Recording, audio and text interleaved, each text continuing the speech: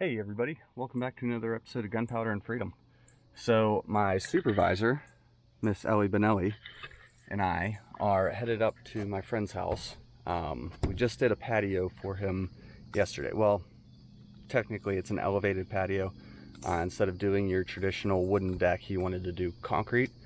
That way he could have on his lower patio a completely watertight area where he can hang out, barbecue, do whatever he wants underneath this area, and it's completely dry.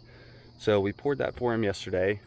My supervisor and I are headed up today to finish it. So we poured it yesterday, got our control cuts in it last night, cleaned it, colored it, and this morning we're headed up to seal it to wrap this one up. So everything's loaded up. Basically it's just me and Eleanor. I have everything I need up there, so we're gonna go ahead and head on up. We'll see you guys up there. Okay, so here it is. I put a control cut in almost center, and then I came in 1 foot from the border because there's a beam running right here. So I put this cut in here, and then I put 2 cuts in there and 1 over here. There are 2 beams here and here. We wanted to give good support or good protection right over top of those beams. That way, if this concrete ever wants to shift or anything, it's not going to on top of those beams. So essentially it creates a, our weakest point right there. So we put in a cut on top of each beam and then 1 center, and yeah, that should be plenty of protection. And as you can see right now, it just looks dull and kind of chalky. So once we put the sealer on, it's really going to pull this all, it's going to bring it right to life. It's going to look awesome. Our Butterfield Clear Guard Pro 350. It's a cure and seal sealer. It's a topical sealer, so it goes right on top. It, like I just said, it pulls all the color out. It shows all the definition and everything in any decorative concrete, as well as helps to protect the top and to keep any impurities out of the pores in the surface of the concrete. So we have that, and then we also have our Butterfield Clear Guard slip resistant additive. Now you can find this at pretty much any place that sells topical sealer. Some companies call it Shark Grip, some companies call it Gator Grip, but it's basically all the same. You want to make sure you mix this in really, really, really well. Otherwise it's going to clump up in the tip of your sprayer and you're going to have problems.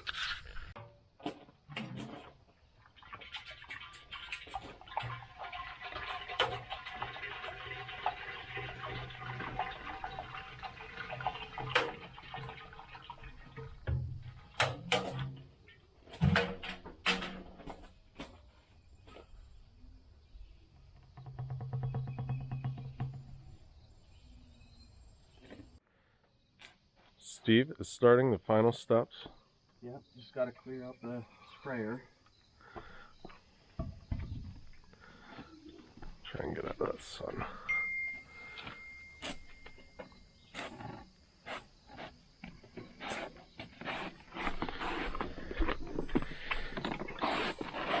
Thanks.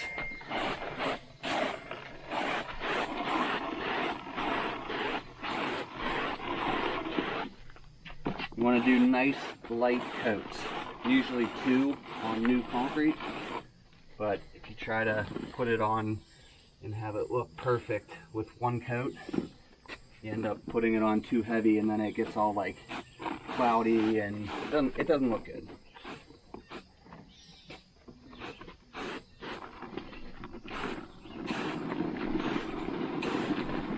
How long do you gotta let like the first coat set up? Nice cool morning like this, it'll probably take 10 or 15 minutes. It soaks in pretty quick. Okay. And then once it's soaked Edge is coming back there.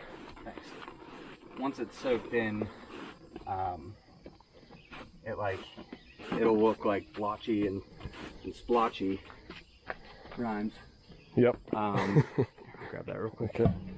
Then the second coat usually dries a little bit slower because it's not getting sucked in. Gotcha.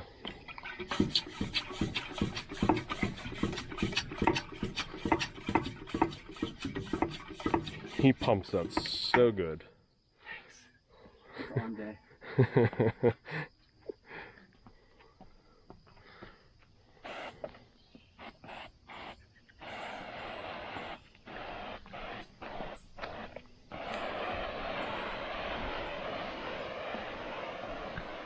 High pressure is key.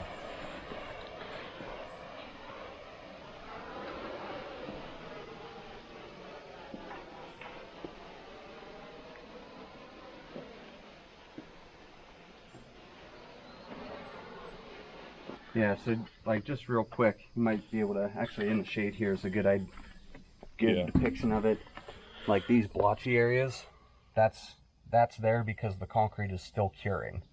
So you give that a week or something, or a week or two, all those blotchy areas will be gone. You'll be left with the color of the concrete as well as the color of the permateak. Oh shit, that stuff's sticky. A little bit. Yeah.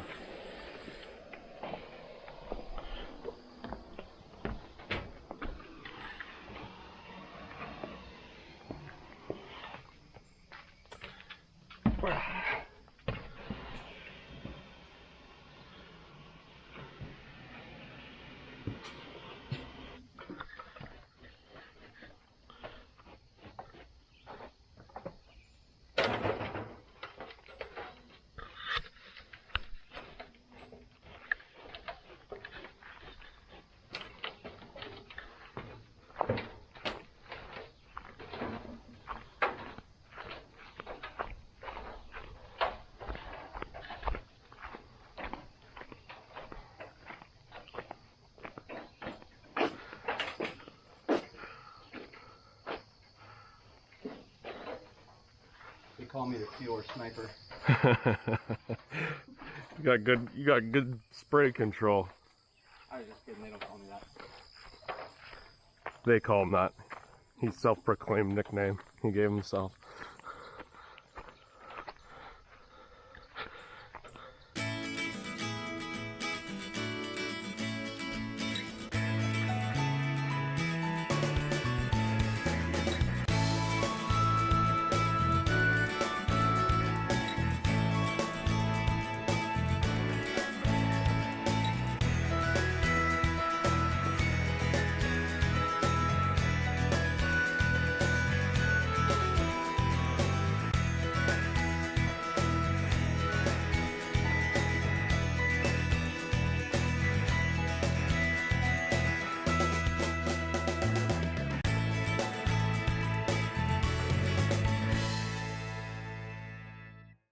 Okay, so in the shade it is a little bit harder to see, but out here in the sun you can really start to see that color pulling through.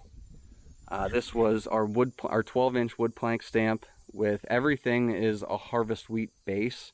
The wood plank stamp has a smoke antiquing on it, and the border has a clean a tan antiquing. The border is our rolled slate finish. Once this concrete fully cures in the next 2 to 4 weeks, all of these splotchy line areas will be gone and you'll be left with real wood looking concrete. So Randy, how did we do? It did good. It did good? They did good. They did good. Okay. All right, man. Well, thank you very much for the work. Thank you. I hope you and Sarah enjoy this, and we'll see you next time. Thanks. Okay, so here's the view from inside Randy and Sarah's house. They have a nice inviting double door here that gives a nice entranceway to it. So Sarah, how do you like it? I love it. I cannot wait to use it this summer and fall. Nice. Thank you guys so much. No problem at all. Thank you. Yep. So I know it was only the final step in what it takes to get a decorative patio or any type of decorative concrete work, but that is my favorite part. I love it. If you want to see the full video, start to finish, now Randy did all the prep work for us, so all we did was show up and pour. If you want to see the full video of us showing up, getting set up, pouring, stamping, all that, you can head over to my dad's channel at Concrete with the Hosses and check that out. So I know this wasn't my typical video, we weren't shooting anything, we weren't even at the property working, but I wanted to post this because I know my content has been slowing down a little bit over the past few weeks. That is mainly because we are in crunch time at work. August is almost over. We have September, October, and sometimes November. So really, I think we have maybe 2.5 months left to get as much work as we can done. We still have people calling in hoping that they can get on the schedule for this year, but you know, that's always a hard conversation to have with people. Like, hey, we've been booked up since, you know, June. So, you know, just constant phone calls like that, and then meetings with people that want to be put on the schedule for next year. My dad, myself, and the other guys, Matt, Jim, and Stan, as well as my brother, we've all been working extremely hard to try to get as much work as we can in as possible to finish out this year. So my personal content has slowed down a little bit because my free time is pretty minimal right now, and usually any free time I have goes to, you know, upkeep on the house, whether it's cleaning, doing dishes, taking care of Eleanor. She's sleeping in the back right now. She's pretty wore out from that exciting process. But I just wanted to show you guys that, because that is my favorite part of any decorative job, because you get to see, you know, whether it's a patio or a sidewalk or a porch or even a driveway, you get to see it come to life and look what you thought it was going to look like in your head. Now, I did explain to Randy that over the next 2 to 3 weeks, as the concrete cures, he's going to see more of the color. You know, those blotchy areas are going to dissipate.